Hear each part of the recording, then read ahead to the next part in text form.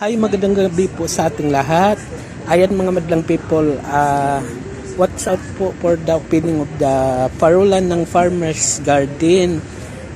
Guys, kahit ngayon, mayroon na silang display guys, pero yung actual talaga na mag-umpisa sila is this coming October 1. Ayan guys, dito lang po to sa parulan ng Farmer's Garden, Araneta Center, Cubao.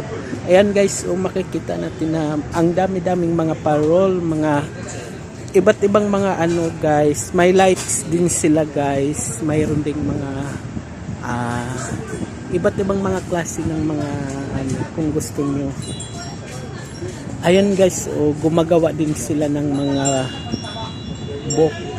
bucket. Ayan guys. Yan guys, napakaganda. Ito po igawa nila guys. Kung gusto niyo magpagawa, gumagawa din sila. Napakaganda dito guys. Kaya sa lahat po ng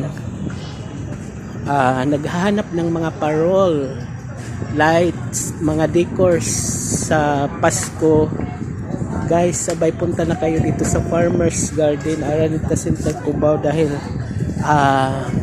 kompleto po dito guys. Ayan, sa lahat po ng mahilig ng mga or naghanap ng mga decors, mga lights guys, abay punta na kayo dito sa Farmer's Garden, Araneta Center, Cubao. Mayroon din silang Christmas tree guys. So marami dito ang pagpipilian natin guys. Ayan, iba't ibang mga klase guys. Ito gawa nila na decor, Christmas decor. So, ang club mo, halo-halo. Wala kayang ano.